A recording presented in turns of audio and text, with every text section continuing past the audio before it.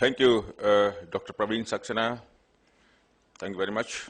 And the panelists, Mr. Kuldeep Chandra, Professor Ashok Kumar, Praveen Pranav Mehta, Hari Narayan, and Meena Rajiv, Dr. G.D. Yadav, Dr. Usha Bajpai, Dr. Deepali Khanna, and Professor Kharkon Gaur. So, good afternoon to everybody. As you have already listened a very nice, enthusiastic, and elaborative summary, bird's eye view of the Dr. Saxena, and how he was involved in this sector. Now I'll take over the skill development and capacity building in the renewable energy. This is my main topic, and I'll proceed. In India, you can say in India, literature is very ancient. Sanskrit is written then, Yate bhume bikhanami chipram tada virohotu mate marma bimbagrivari ma te hridaya, means may that we utilize your soil well without causing you injury or harm or disturbing any vital element in you. That means earth, soil, we should not disturb you, and we should utilize and enjoy the vitality in you, and we should have a nice life in the earth. So that means it was resembling a green earth, a green environment. And we can think of the people who had written this in Sanskrit a couple of hundreds of years ago, and they were thinking of the earth, green earth that time also. So you can see what is that we are not thinking not to dig. What we dig now, that is fossil fuel. The total nowadays, the production of the energy till now, before the renewable energy comes in, we were all dependent upon the coal, oil, natural gas, petroleums, on products. So this is the fossil fuel, and these all are generated, these all are produced from digging over the soil or the earth. Next, please. Now, I can take you back to 1802 when Thomas Edison invented the bulb. And that time, as early in 1802 when he invented the bulb, idea was in his mind that solar energy, a bright idea. I would put my money on the sun and solar energy. What a source of power. I hope we don't have to wait till oil and coal run out before we tackle that. This was the idea at 1802 by the Thomas Edison, inventor of the bulb. Next, please. We already know the energy is important commodity in the modern world. We use it in transportation, well, in entertainment, in the communication, the personal comfort, agriculture, manufacturing, and so on. Next. Here we can see the consumption of the Indian primary energy consumption. A snapshot means here we can see the million ton of the oil equivalent was in 2000 was about 448. This is the million ton of oil equivalent, and this has increased in 2010 to 685 million tons of oil equivalent. That means energy expenditure utilization is extremely increasing in India, and major sector of this energy is still coming from the coal. The energy consumption trend in India, you can see in 1815 onwards, it was initially we can say the leader were the wood. We were using the wood, and this will be giving energy, and slowly the wood consumption goes on downing. And sometime in the 88 to 50, the coal came in. And it was in 1920, 30, and 40, it was on top, and now coal again becoming every day decreasing, and this is ranging here now. And can say oil came before, some years before 1900, and now it is probably very higher up, somewhere about 1980, 1990, and then still going down now. And the era has taken up by 1990 by the gas, and this is the 2000s. So the major production you can think of by the coal, and by the you can see the coal and the oil and the gas, three. And then the nuclear started from somewhere maybe 1960, 1970, and it is a smaller section of the energy being produced by the nuclear. So this is our present scenario in India. Next, please. Where do we get electricity? Need not to go further much, because major part is still get by the coal. Then we can get the natural gas and hydrocarbons. Next, please. If we utilize all these sources, it is expectation that in India, what we have, the coal will deplete in 70 years, oil in 10 years, gas in 20 years, hydro is not applicable because still we are working on that, and nuclear, if we use the uranium, the 40 years with uranium. Next please. Our ability to meet the future need of society lies in the utilization of renewable sources. That's major stock, and here we are discussing here. And what are the renewable sources are? Wind, hydro, geothermal, solar, biomass, and wave tidal. Next please. Why we should need renewable energy? Why should we always say why we are discussing here? Because there is limited stock of fossil fuel. Developments will meet more per capita power consumption, stops for depletion of the fossil fuel stock, reduces the carbon emission, very important, and fights the global warming, again very important, and solves greenhouse gas effects. Next please. So what is our, say, green earth? When we talk of green earth, then that picture comes of the renewable energy options. And these are wind power, small hydropower, biomass energy, cogeneration from the waste solar, and photovoltaic solar, geothermal, and hydrogen energy. These are the renewable energy sources, practicability, they can be used and they are being used. Next please. New technologies in this area is tidal energy. The waves of the sea, they are used in the form of energy. Geothermal, the heat inside the earth is taken as an energy form. And then most important is the hydrogen energy, and is converted into fuel cells, and this being operated here to run the motor vehicles. Next please. If I take you back this scenario, by 2010, the total cumulative renewable energy capacity installed across the global was 305 gigawatt, in which the major section was by the wind energy, 159 gigawatt, and small hydro was 60, and biomass was 54. And in this, you see, China is the leader amongst all, 62 gigawatt in renewable energy. And then comes USA, Germany, Spain, and India, and Japan. The expectation, next please. The expectation in 2030 of this renewable energy sector is that the biomass, probably the biomass will exceed 59%. Next will be solar. This is next to next, and wind will be 10%. This is the picture will come in 2030 expected. Next please. Now, what are challenges? You see, our target which the country has established, our honorable Prime Minister established, and even the world has established, the very, very long road to go. But what we have a very heavyweight person, but very small bicycle is given. That means we have to run on heavyweight person, small bicycle, and very long road. This is our, at the moment, India having this scenario for the challenges to meet energy requirement, and particularly the renewable energy requirements. Next please.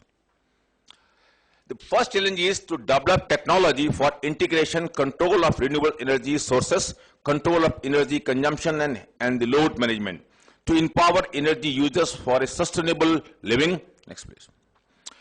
Developing distributed generation system where energy user is also an energy producer is very important. Energy user is also energy producer. Green technology. Next please. Next please. To grow power generation capacity in line with the future demand. Next please. To reduce dependence on fossil fuel, mainly the coal and diesel. Next please.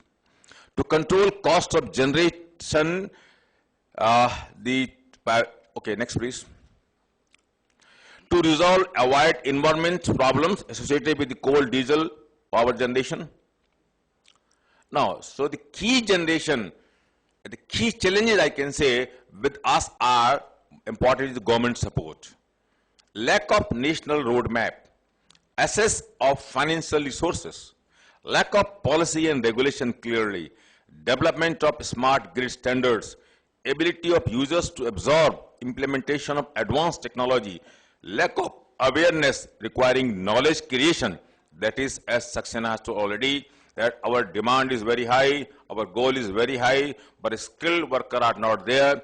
Though he told that we can use the unskilled worker, but he clarifies that there is a lot of gap on quality production. So what we in the here, to the skill development and capacity building program is not be there, then we cannot achieve our goal what our Prime Minister had given to us. For that, the major nucleus is the skill development and the capacity building program. Next please. in hydropower system, flowing water which has kinetic energy spins a turbine which runs and generates to the produced electricity. We already know. Next, please. Solar, we are already working. Then windmills. Windmills can be used to harness the energy available from the moving air, but we have certain problem and we have two challenges are there. We have to remove these challenges for engineers in using wind energy includes location, efficiency, capturing the kinetic energy of the wind, environmental concern, and conserve the efficiency. The location is significant challenge since windmills must be placed in a wind space where there is enough room for multiple structures, and public acceptance of their presence is also necessary. Next, please. Now, the most important, because we are using in country and worldwide the solar, we are using the hydro, yes, very well, and we are using the bio also. But the most important and generous the area in which we should work, and we should work, people are working, and India should think of, everybody should think of the hydrogen, the ultimate energy source of renewable energy. Why?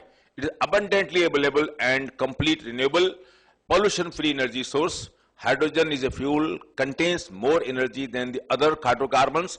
It is the lightest existing element, and therefore, the main problem associated with hydrogen is its storage in a small container. If we succeed this one, then this is the ultimate goal and ultimate target and one of the best thing of hydrogen as energy source in the world. Next, please.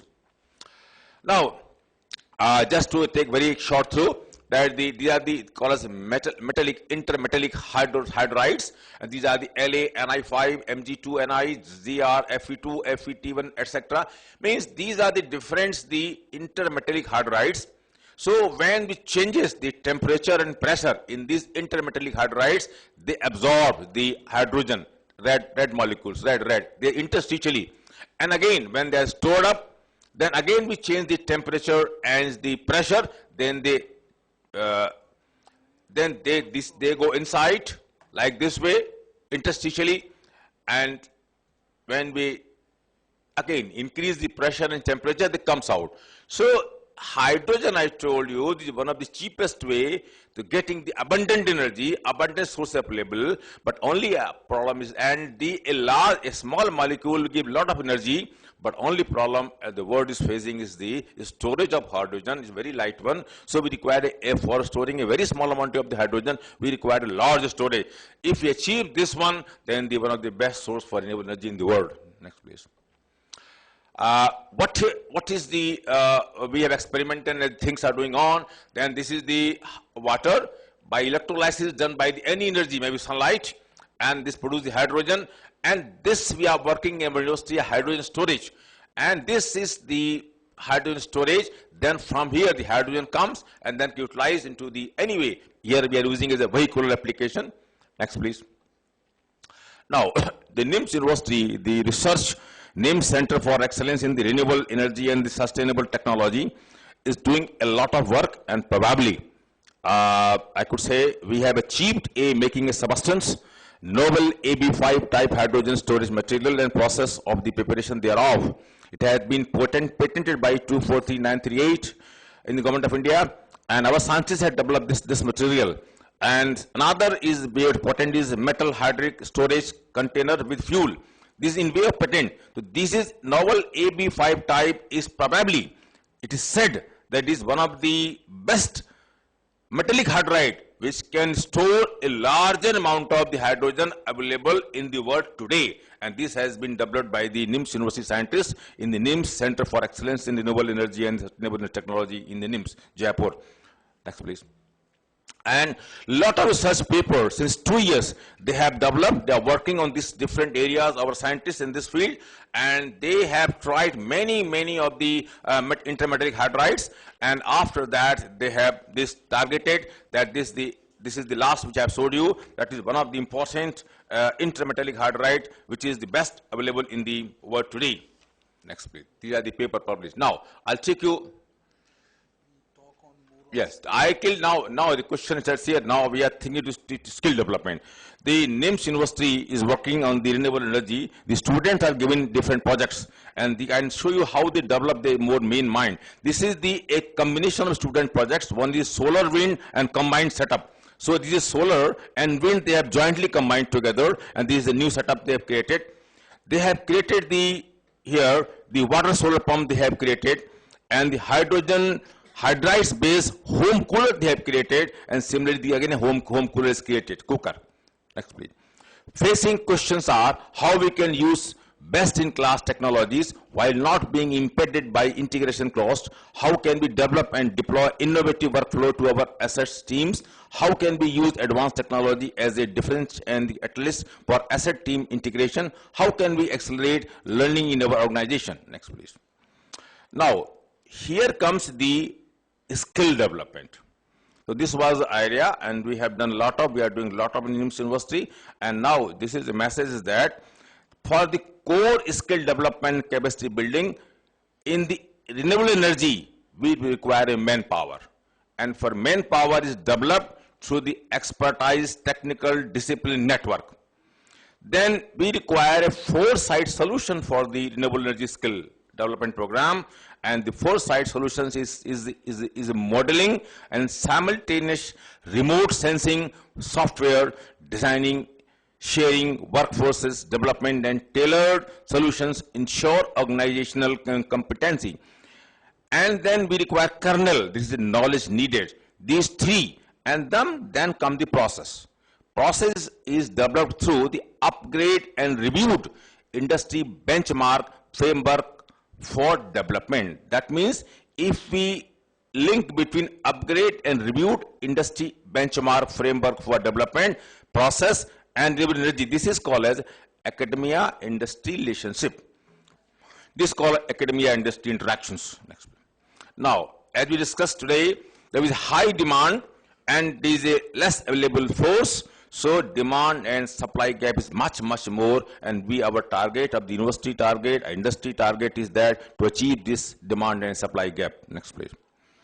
To articulate manpower challenge, we have to implore strategy planning, institutional involvement, industrial involvement, institute and industrial collaborative approach, and government initiatives. Next please.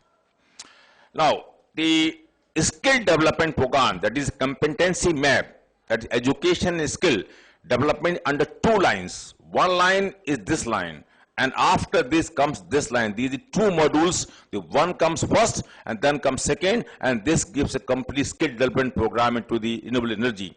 So in the first line is the manpower productivity, market participation, interaction with capital, enhance individual. After this comes second setup. With this there will be improved quality of employee, re-employment and the gender equality, techno-economical system, product and process innovation through better in leadership. These all 2 steps of the competency map up of the skill education program will give you eventual effect on the growth, increase GDP and increase the energy production. Industry involvement is very important in skill development. To meet the continued increasing demand and offset these challenges, skilled human resources are the key. To achieve these goals, industries have to focus on skill detention policy, world-class training and e-learning, work association with global operators, hiring specialists as advisors and consultants, and comprehensive education support for employee. Next, please. As I discussed you before, that skill development program especially in the energy sector, and in particular the renewable energy sector, is industry based. Industry, academia interaction is very important because a new sector coming up, so we require a very skill trained worker.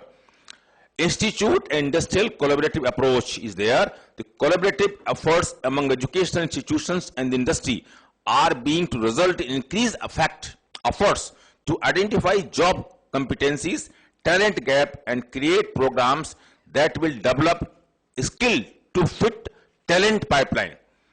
For what we should do, one is that we should have a relevant curriculum design, and this first step university has to do. and then same time for this relevant curriculum design, we require a financial support.